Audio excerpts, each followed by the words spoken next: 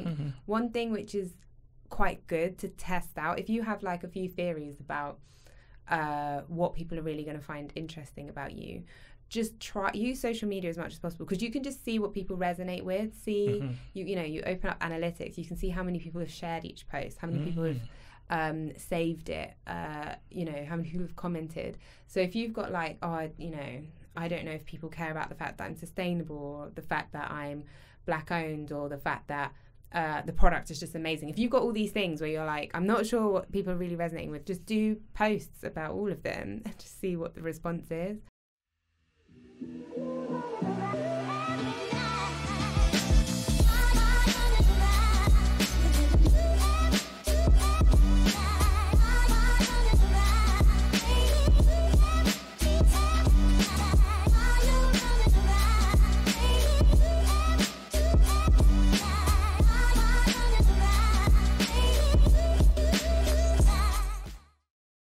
Hi everyone, my name is Rehnell. Welcome to Discussion With. This show is aimed to provide advice, support and empowerment.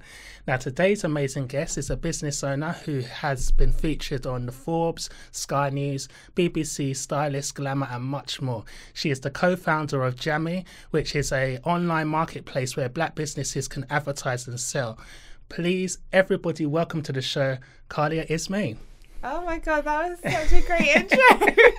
When you're like, when you're telling people about me, I was like, oh my God, is that me? Who's coming in? Who's about to join us? How are you? I'm good. Thank you. How are you? Yeah, no, I'm not too bad. How's your week been? It's been, I don't even know what day we're on. We're on Wednesday. Yeah, it's been good. Obviously, it was a bank holiday. I moved on the weekend, so I just kind of spent the weekend unpacking boxes and then sleeping, napping. But no, I'm fine. Like I said before, we've got our pop-up shops happening this month, next week. So everything we're doing at the moment is just like making sure that those are going to run as smoothly as possible and just be a lot of fun. Oh, that's brilliant. Yeah, congratulations on the move. That's great. It's always good to hear good news. So, yeah, no, well done with that. So please tell us about Jamii. Jamii is a marketplace and platform for black British makers. So I kind of touched on it a bit earlier. We started off as a discount card. So the idea being get people thinking of black-owned businesses every time they have something to buy, really incentivizing people to search for them, to make their purchase, to make repeat purchases, to tell other people about them.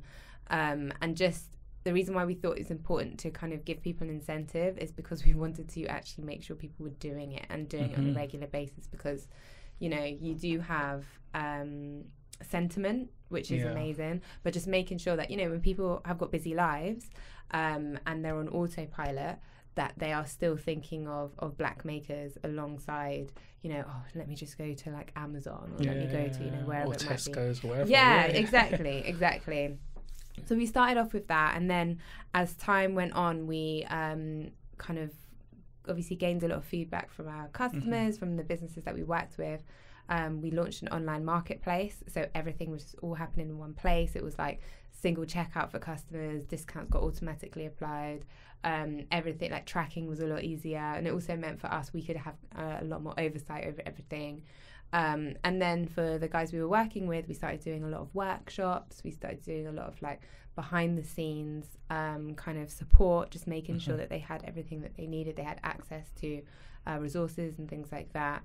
And then a couple of years ago we started doing pop-up shops because obviously, you know, an online marketplace is great and it's amazing, but there's also just something really special about being in a physical space, which is, you know, it's authentically like a black British space. Especially with some items, isn't it? You want to touch and feel. Exactly. Like you can go in and you can feel great vibes, and you know, if there's this candle that you've had your eye on for a while, but you just want to see what it smells like, or you've got some like a conditioner, you just want to really see the texture with your eyes, and you want to see if this makeup really goes with your skin tone. Exactly. All of this kind of stuff. Like being in a place in order to do that is really, really powerful. Yeah. And it's so important to have black owned businesses on the high street. So when we do the pop-ups, like we do them in prime locations, like mainly in Shoreditch, because they're great locations. We've got another one in Birmingham, which is Birmingham New Street Station.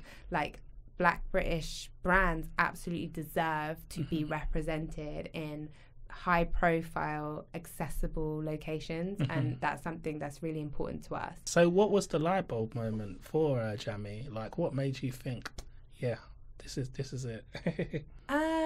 What do you mean, like before I started, or do you mean like when I thought this could actually work? Yeah, this could actually work, yeah.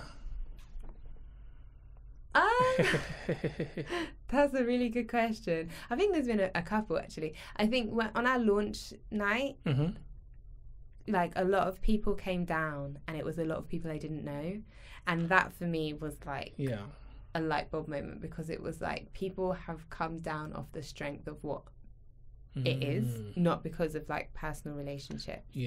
They are just like, this is powerful, or this is, I like this, or something, and so they've come down. So that was definitely one of them. When we made our first purchase, that was another one. I think we've had a few celebrities buy Jamii cards as well. Yeah, that's brilliant. And when they've got them, I've been like, yes, because it's just like, oh, that's so exciting. Like, I know it's just obviously they're just people, but like it's just not. It just is nice to see a name that you recognise. Of course. Like, oh my gosh, this is like, it's real. Oh, that's brilliant. Yeah. Tell us about Khalia. So, where did you grow up, and what was you doing before Jamii, in terms of like your career or any other businesses, so to speak? So, just trying to think where to start. So I was born on a Sunday. I'm joking. So I'm from Harrow, which is in northwest London. And born and bred there, grew up there, but as I was saying before, like a lot of my friends are from Brent, so I kind of like spent a lot of time like around Kilburn and things like that. And then when I needed to choose what A-levels I was doing, this was in 2010, so it was the time of like the general election. Labour was on their way out, and Conservatives were on their way in. And I remember just watching the TV elections, the first ever TV debates. I just remember thinking to myself, not even thinking, I said this out loud to my mum. I was like, these guys are useless. Like, I could so do a better job than them. And my mum was like, well, if you really think that, then really shouldn't you be studying politics? And I was like, all right, I will, because I had no idea what I wanted to do. And so I studied politics at A-level, and I just got really, really into it. So I decided to study politics, philosophy and economics at uni. I went to the University of Manchester.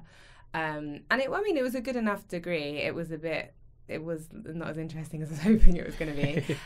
But I think for me, it really showed me like how fickle politics was, and how really everything was just about right place, right time, grabbing opportunities. And it doesn't matter, like you can have the best will in the world, but if the timing isn't right, then you're not going to get anything done. And that for me just really put me off it. And I was just like, well, no, I want to, like, I really believed in like, having a positive social impact and doing something that was good for the world. And I didn't want it to just depend upon me having the right friends, or the issues I cared about being flavour of the month, or do you know what I mean? So I kind of started to learn about this concept of like social enterprises and businesses that aligned purpose with profit and things like that. And I thought that sounds more up my street, like that sounds really interesting. But I had no idea what I wanted to do coming out of uni. I just kind of had that like idea, no idea where I wanted to go with it. But I ended up doing this international citizenship service program. Okay. So I went to Kenya for 3 months. Oh, wow. Yeah. And basically I was paired up with a few entrepreneurs out there. I was basically just an extra pair of hands, just helping them out. Nothing like fancy, but it was an incredible experience, because it just showed me that if you want to start a business, you just need to start. Like, it's not that deep. Like, it's really, really not that deep. You don't need to overthink it. And not at the beginning. You don't need to overthink it. You don't need to stress yourself out. You really just need to take everything step by step and just do. And around this time, just before I left, so the Black Lives Matter movement had been growing, that kind of the first wave from 2013. And there was a lot of sentiment around, we've been hearing these same stories, decades in, decades out. We've been hearing the same stories. Nothing is changing. What can we do? What can we do as, individuals to make a change, rather than just relying on organisations or politicians or things like that? And for a lot of people, the answer was supporting Black-owned businesses. But it was just a question of like, okay, but how do you take that sentiment and how do you take that energy and that vim and turn it into an action and turn it into a repeated action? Because it's great that people know that, or that people are thinking that, or people that, you know, it's motivating or inspiring them. But if it doesn't turn into something that people do and people do on a regular basis, it's just going to stay like in the ether, and nothing's really going to change. So Jamii's co-founder and I had kind of been discussing this, and then that's when it was him who actually came up with the idea of a discount card, because we had a discount card for something else at the time. And he was like, rather than just being like a directory, because like we saw directories exist, like, but they all kind of, all the links were broken. And And so we're like, rather than it being directory, it needs to be something that inspires people to move from point A to point B. And, you know, what better than discounts? Everyone loves a discount. And I had that idea, or we had that idea, sorry, before I went to Kenya, but it was very much like, great, we've got an idea. And that was the end of that story. And then when I went to Kenya, I kind of became like inspired, I suppose, motivated, kind of just realized that actually, like, no, this is something I could create as long as I kind of broke it down, like rather than thinking of the end point, think of the next point. You know, what's the first thing I need to do? First thing I need to do is just speak to some businesses to see if any of them would even be interested. Like, that's the very first thing. And then once I did enough of that and realized, people were interested, then I move on to the next thing. The next thing, make a social media page. Like, you know, and I really kind of like took it like step by step in that way. But at the same time, in answer to your question, like, what else was I doing? Like, because obviously that wasn't paying me. When I came back from Kenya, I kind of knew, okay, I have a vague idea that I want to do something around that. But I kind of thought to myself, you know, if you're interested in starting a business, then wouldn't it be great to work in a small business, like to get a sense of how these things work? So I actually ended up working at a co-working space for a while, which was great because I was working there. They were a small business. I was surrounded by hundreds of other small businesses. So I learned loads. I was in sales. Then I was in kind of like, I was doing their like technological infrastructure for a bit. And then I moved jobs and I ended up working for 2 businesses at the same time because they had the same investor. So they were like sister companies. It was actually crazy. For a year and a half, I just was like just doing the most insane things, because the first company was like a quick service restaurant. It's like a Caribbean prep kind of thing. And I was their marketing manager. And for the other company was like a charity which scales SMEs in Ghana, and I was their operations manager. Oh, wow. And for both of them, I was the very first employee, so I had to build everything from scratch, and I was doing it at the same time for both of them, and the completely different roles, and it was just like insane. I was doing this for a year and a half, but obviously I kind of knew that this was a bit of a once-in-a-lifetime opportunity for me to really like learn with someone else's money. They were paying me to kind of like work everything out, which was great, and I just learned so much about so many different aspects of the business. And then when I had more time and space to really pour into Jamii, I really had an understanding of like all the different kind of facets. The only thing I haven't had experience with actually is HR. Oh, okay, yeah. But no, I've kind of had like such a strange work experience to get me here.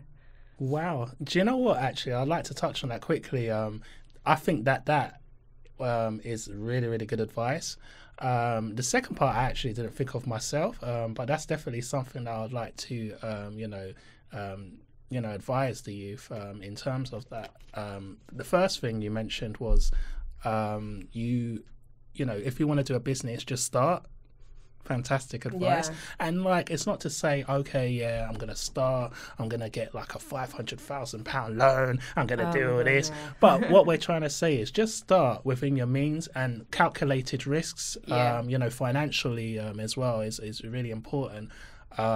So you could start off as little as hardly anything, isn't it? I mean, it costs I don't know how much it costs these days, but I think when you register a company, it's only like £15 or something like that. It's very small compared to other parts in Europe, where I think in Germany it's like 5,000 or something like that.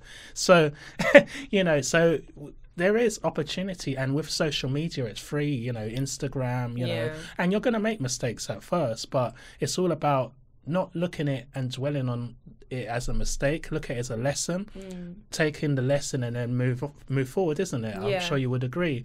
And the second thing you mentioned, which I thought was very good advice, is that when you went to work for a small business, that I think is really good, because you're learning how to grow a business that is small. And you might make a few mistakes, but then having said that, you're going to take on so much experience and knowledge, and gain so much from people that you're working with, because you could be working with the business owner as well. And you can take that on board, and then when you want to grow your own business, you've got that advice, and you've got that the knowledge that you've gained from doing that as well, isn't it? So I think that's really good, actually, what you've done there. Yeah. I mean, it worked out for me. It definitely was like, I mean, it was intense, obviously, when you're learning everything from the scratch. It is intense, but it is also really rewarding. And I think, I definitely agree. Anytime anyone asks me, how do you start a business? I'm like, you just have to start. And I think as well, like, you have to remember that there is literally no destination. Well, unless you want to be acquired, that's a great destination. But like, when you are going from an idea to something, like, not to get caught up in where you want it to end up, because sometimes that can end up stifling you, and just thinking to yourself, you need to enjoy every single day of the journey, because if you enjoy every single day of the journey, you'll get up the next day and you'll do it again, even when things are going wrong and you might be getting negative feedback, or people are telling you no, or things like that. I think it's easier to get disheartened if you are just constantly working towards this perfect vision you have in your head. Because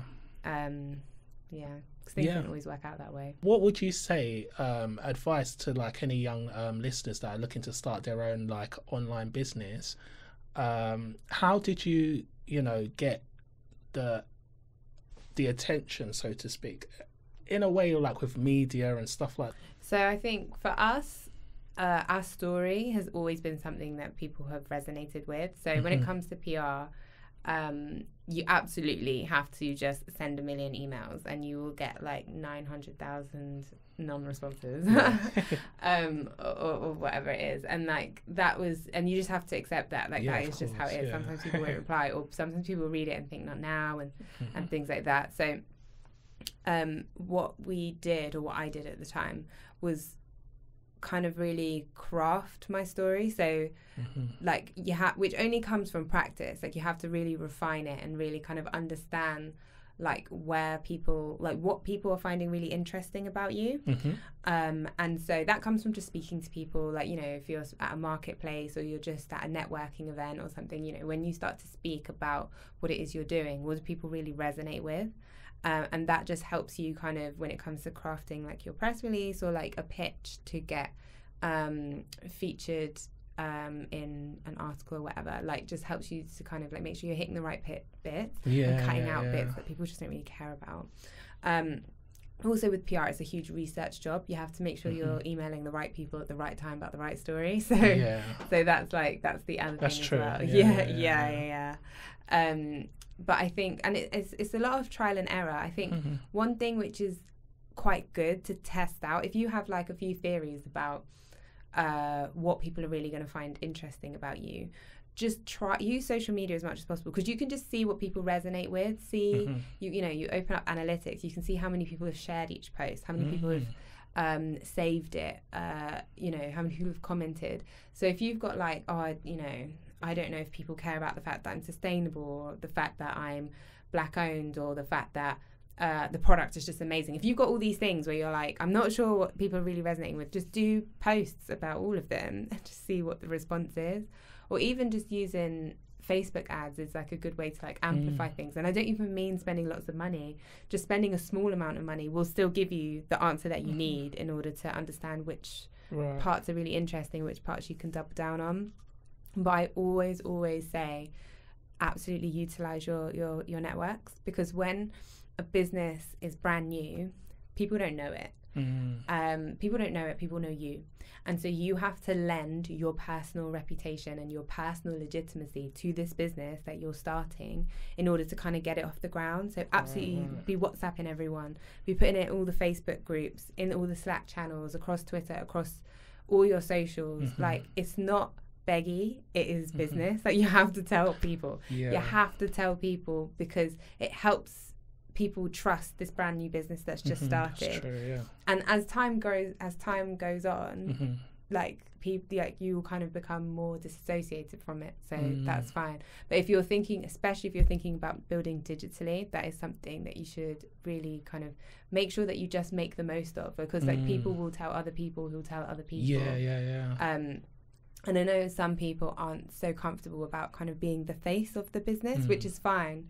I'm not saying you have to be, like, your face has to be everywhere, but if you kind of really want to make a splash from the jump and you're not trying to spend a huge amount of money doing that, you just have to tell as many people as you can, which means telling people that you know. No, that's a very good advice, because when you think about it, the average person probably has to, like, 300 to 600 friends on Facebook, and followers on Instagram, I'm sure, is around the same or more. So really and truthfully, you know, that's quite a big net, you know, quite a lot of following, isn't it? So exactly. You have to utilize it. I think as well, another good point you made was that at the right time, you know, certain businesses thrive at the right time. So, like, obviously through lockdown, okay, you know, we all know that it was really bad what's happened with COVID, and you know, however, some businesses have turned the negative into a positive, and they've actually helped people through the pandemic as well. And it's helped a lot of online businesses, hasn't it, as well, because a lot of people were unable to go out, but then those people that were unable to go out, they were still able to get their product or service through an online business. So I think that's really, really important. I think as well with catching at the right time, I remember when I had Ola and Noriel from the Black Card Talks on here, and they said that you know, it was after the George Floyd incident which happened, is when they kind of was branding themselves and pushing forward with the Black Card Talks, and it helped them push, you know, so they took a negative but they still made it as a positive. And it's important what they're doing, because they touch on issues that a lot of people don't. So, you know, so you're right, it's like it's a combination of everything, isn't it? What would you say is the biggest, like, shock that you've had so far, whether it was a good thing or a bad thing? I don't like to say bad thing, because it's I look at things that go wrong in business as a lesson. So I never look at it as a failure. So what would you say is the biggest shock, whether it was good or bad, so far in your journey with Jamii? Oh my goodness, I have no idea. I think I've had so many shocks, I'm just immune to them now. I don't even know, like, I'm just trying to think. A shock? I mean, you know, everything that happened in the aftermath of the George Floyd murder was a huge shock to the system. So obviously, same as the entire world, I'm watching it play out as an individual, and then almost overnight, everything on the site has blown up. Wow. Our socials have exploded. The orders are coming through like nothing else. Like, it's just like there was 6 weeks of just insanity. Like, there were so many orders coming through, so many people getting in touch. There was so much coverage. All of a sudden, like, Jamii was just like the it girl.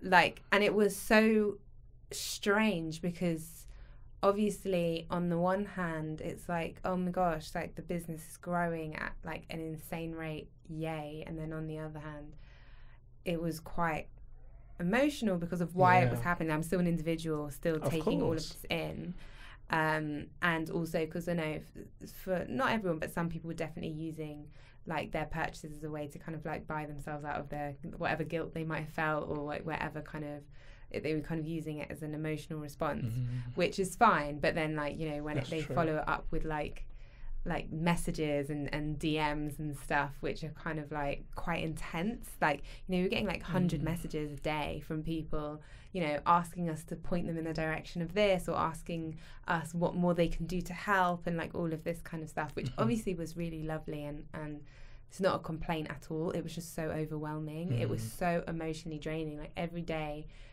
we woke up, had to respond to like 100 people. We had to pack hundreds of orders. We had to, at the same time, obviously, because we were a marketplace, so people are not just ordering from us, they're ordering from all of the guys on our site. And so we're having to help them as well. And we're having, you know, they're shooting messages back like, I've just sold this out, and like this, and you know, having to kind of like do all of this while still processing the fact that, you know, we're in lockdown and all of this is going on. So that was probably a huge shock to the system. Actually, that was probably the biggest shock, and it was both.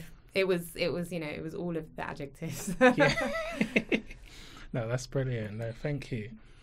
What would you say is the best skills that you need to start an online business, from what you've seen with a lot of the businesses that are registered on your website?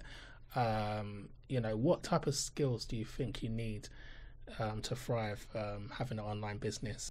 I don't know necessarily if this is like a skill, but you have to invest in your branding, because online is just visual. There's nothing else. That's true. We're not touching it. We're not smelling it. There's no other sense. It's just visual. And so you have to invest in high quality branding that will stand out among the hundreds and thousands of other products that exist online. You have to invest in good quality product photography, because people are buying with their eyes, so they need to really be able to see it, and they need to be able to trust it. It needs to look and feel professional. And so that's something which, you know, some people, they're very creatively minded, they're very good at creating like strong brands, which I think is definitely like a plus. I think if that's not necessarily your forte, like definitely start looking at brands you love and brands that you think are really great, and either see what you can do by yourself, or maybe like see if you've got a friend who can help you out kind of with the building blocks. So I think that's definitely one thing that is really important when you're online. I think the second thing is to be really responsive, because things move so quickly, and things will trend for like a day, and things will be like hot topics for like a really short amount of time. And if you can be really responsive to those things, you can really win. Like if you can be quite clever with your marketing, you know, if let's say you sell like plants, and like there's like some news story about like a garden centre, or about a celebrity doing something silly with like a cheese plant or something like that, like how quickly can you respond to that, so you're like on brand, and you're on topic, and when people are thinking about the things that you're related to, you're also there. I think that's also like a really good skill, just to kind of know what your audience and what your potential customers are thinking about, what they're laughing about at all times, so you can kind of make sure that you're kind of, you know, you're there too. No, that's really good. Thanks for that. That's a really good one. I mean, it's just good quality content, really. That's just kind of what it is. Like social media, especially now, because obviously the way people use socials has changed over the years. So now you cannot just post a photo of your product and expect people to care about it. You know, people are using social media in the same way that they are kind of like, they are engaging with like Netflix, or they're watching TV. It's a leisurely activity. They're there to kind of consume interesting, funny, valuable content in one way, shape or form. So that's what you need to deliver on your socials. You can't just be selling them something. You have to be making them laugh, making them cry. You have to be informing them about something. You know, you have to be entertaining them in one way, shape or form with your posts. And that's just something that you need to kind of think about if you're using social media as your strategy, because there's so much on there now that people will just switch off if it's just like buy my thing or whatever. I mean, not to say obviously you still need to do those posts, but in terms of like growing your following, that's like not, if you just do like 1 million buy my stuff at it's just not going to really get the people. But I think also it's just really important to have a really clear aim for your socials. Like, what is the point? like if you're going to put your time and energy into it, like what are you really trying to achieve? Because social media is not, for a lot of businesses, it's not a sales strategy, it's a marketing or brand awareness strategy. For some, it's great for sales. So, you know, fashion, jewelry, things like that, that are quite quick buys, like for Instagram, like that's great. Yeah. You know, so similar for TikTok and things like that, where people are kind of using these sites for like inspo. That's true. But for a lot of other types of businesses, it's not. It's more of kind of like brand awareness and just having an understanding of that. So if you're having people, if you, like what types of people therefore do you want to engage with your content, and just being kind of like wary that you could build like a completely huge audience that's engaged with your content, but they aren't interested in your products because it's like the wrong type of content that you're doing. And so just being aware of like what metrics are really important to you and things like that as well, because it is interesting, like, you know, if you, well, I think it's interesting but like, you know, you look at your Google Analytics and stuff, it'll tell you like what how people are getting to your site, and then it'll tell you like the value of those, like how much these people have spent.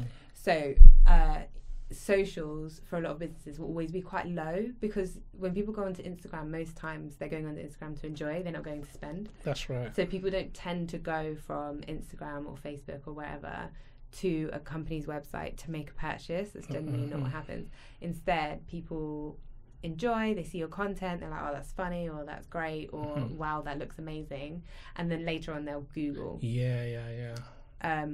And that's, you know, so like organic search almost well, hopefully should always be like near the top of what's making you the most money, because people are searching, and that's, I think I've gone like down a rabbit hole. I don't know if that even answers the question. No, that's great. No, thank you for that. What would you say is the 3 most important lessons that you've learned so far in life? Not business, just anything in general in your life. So I've moved off business now. It's personal. I think I would say, I don't know if this is necessarily a lesson, because I think I always think this, but it's just always reinforced to me, is that it's kind of a cross between everything happens for a reason / it'll all be okay in the end kind of thing, because I think when, you know, you'll have negative things happen to you, you can have really bad things happen to you, and you can always be like, I don't know why, or I'm really struggling with this right now. And I think just one thing that I think I'm quite good at is accepting that this is a bad time right now, and that there will come a time when I am stronger for it, I'm happier for it, you know, I'm better for it, and for that reason, like, just don't let it drag me too far down. Like, there will come a time where I will think, thank God that this awful thing has happened to me because of X, Y, Z. And just also just feeling like, you know, anything that is bad, you know, it will end. Like, that it will all be okay. You know, it will be okay in the end. And if it's not okay, then it's not the end. And just kind of like holding on to that kind of thing. Which I think, because I'm generally quite a buoyant person, like things, they can get me down, but they never get me too down. And I think that's because that's like how I see things. I think the second lesson is just always be kind to people. That's a good one. Because it just costs nothing, first of all. And it feels great, like being nice to people. But also, you honestly never know who's saying your name in what rooms. And I do think that, you know, in life, I've gotten certain opportunities just because I'm generally a nice person. And I think a lot, I don't toot my own horn, but, you know, I think people do tend to leave interactions with me not feeling worse about themselves or about me before they met me. And I think for that, you know, people have therefore have been happy to support me in the things I've been doing. They've been happy to, you know, put my name forward for things, even when I haven't asked them to. I mean, not to say that if people never gave me anything, I would stop being kind. But I think it's just it just reinforces the importance of it. I get that. You put good things out into the universe, and things will come back to you. I agree. So I think that's probably my second thing. My third life lesson is to always kind of prioritize like your self-care bits. And to kind of always like remember that you are like, not to say that you're an island, but like you are your own unit, and you need to make sure that you as a unit, outside of your role as a partner or a child or a parent or whatever it might be, you as a unit need to be looked after, because if you don't prioritize that, you can't fulfill all of those other roles. So whether that's like, you can't look after others, you cannot look after, it's that thing, when the mask comes down, you have to put your mask on first. It's like a vessel, isn't it? It branches out, and you have to. And if you fail to do that, you will start to fail in all your other relationships as well. If you don't and it sounds, sometimes I even think to myself, oh no, like I'm being, or I'm being selfish, or it's okay, but it's like, no, you have to look after yourself, and you have to make sure that you are good, and that will make you better for everyone else. I totally agree with that, because I think some people neglect looking after themselves, and they're focused on others, which is a good trait, to be focused on helping other people. But if you want to help other people to your best potential, you have to look after yourself, isn't it? Yeah. Otherwise, it just won't happen, will it? Yeah. What's that saying? You can't pour from an empty jug. There's so many of these sayings which all just say the same thing. Like, look after yourself. You have to. What would you say is your? Are you a big reader? Yeah, well, I read in waves. So sometimes like I'll read loads, and then sometimes I won't.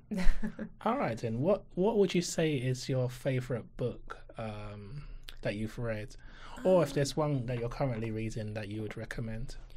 You know what? I don't have a single favourite book. I have books that I've read more than once because I just love. So I love the autobiography of Malcolm X. I love that book. I love 1984.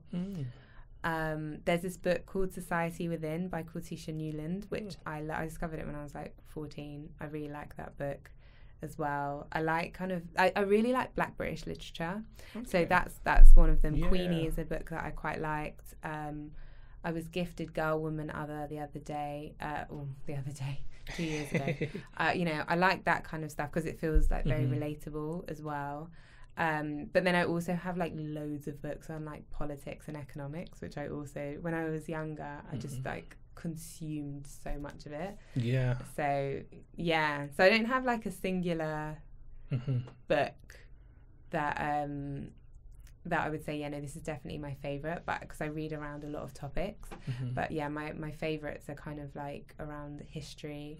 They're around history, they're around politics or economics, or they're kind of like Black British lit. I think it's important to mention that with education, because when a lot of people leave full-time education, so they've done their GCSEs, they've done their A-levels, the degree, they might even go on to masters, etc. And then people stop, and then they just get a career, and that's it. But I feel like self-education, self-growth is so important, and it's not preached a lot.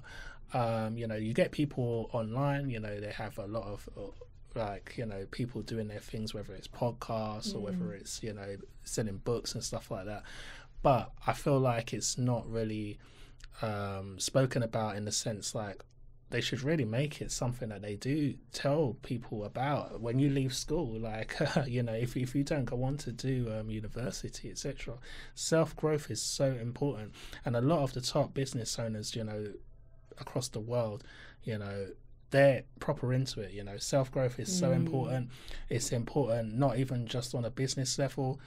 Self-growth could include fitness, it could include your health, it can include you know, everything, just growing in all walks of life. And I feel like that is important. So, you know, when you're saying you read the literature and stuff like that, it all you know, helps, doesn't it? It shapes you as a person. It gets your mind thinking. It keeps you sharp on your toes, and you grow, isn't it? Yeah, 100%. 100%. And I think it's also like, sometimes it's just good as like escapism. Yeah. You know, like kind of going back to just like, you know, looking after yourself. Sometimes you just need to escape a little bit. For your mental state as well. Yeah, exactly. But no, I completely agree that you do need to kind of continue to push yourself. Yeah. And just see how far you can go. Like, what, you know, test the limits of your potential. Because you never know. I think that's right. I'll give you another lesson, which I did actually learn recently, and I've been saying it to everyone. I don't know how I forgot.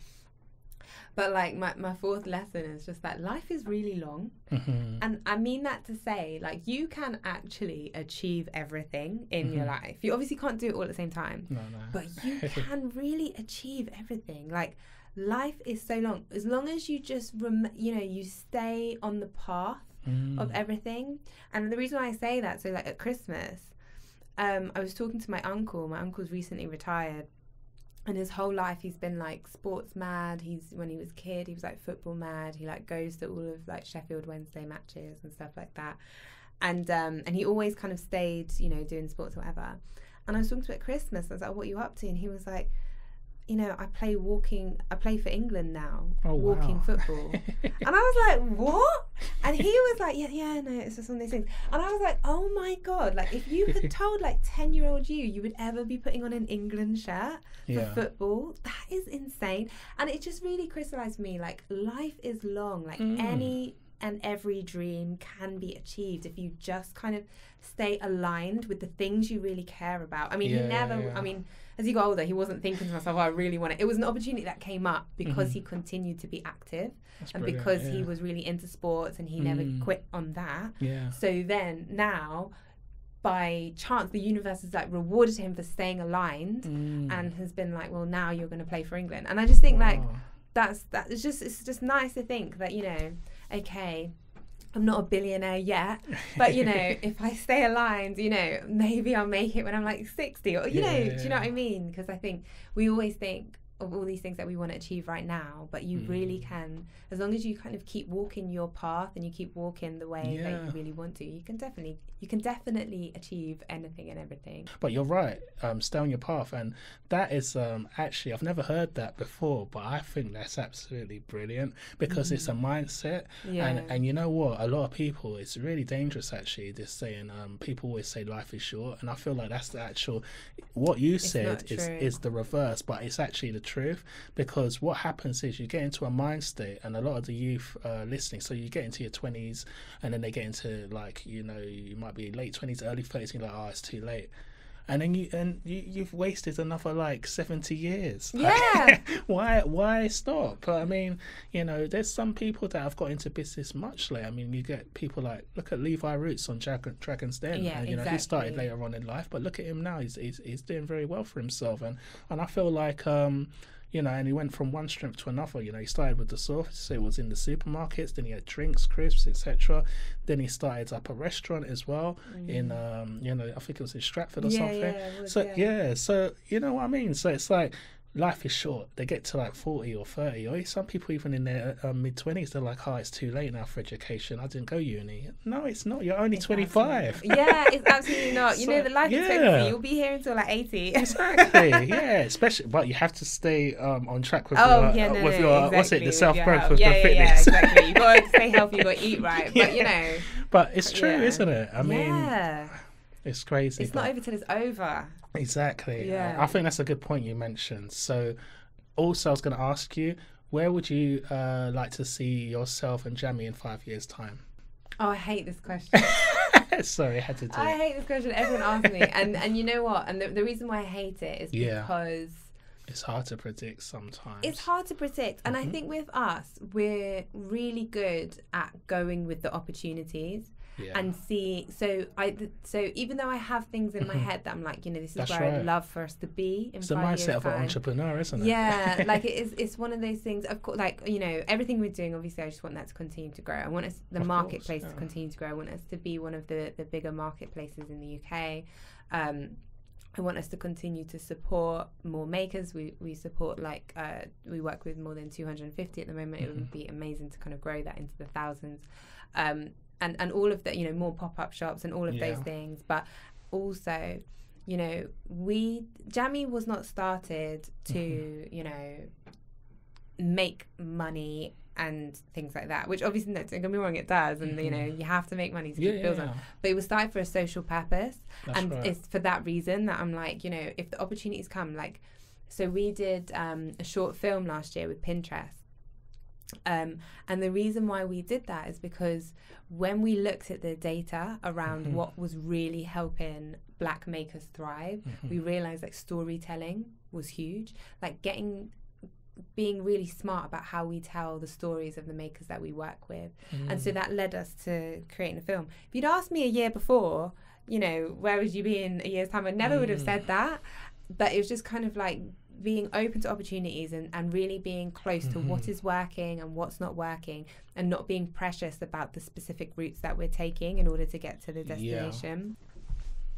So today we had Khalia from Jamii, and I think it was a really, really insightful discussion. We talked about how to start online businesses, what skills are needed. She also mentioned about Jamii as well and what it provides to the Black community. But also as well, I feel like it was a really, really good discussion in terms of finding out, the mindset of people. The best thing that I liked from this discussion was that life is long. So everybody out there that is struggling, it's a really, really tough time out here at the moment. You might have started a business, you might be looking to start a business online, but don't ever discredit yourself and think that it's over, at a certain age I can't start. You can start, you might not have done university. Why not try and get back into it if that's what you want to do? Life is long, it's not short.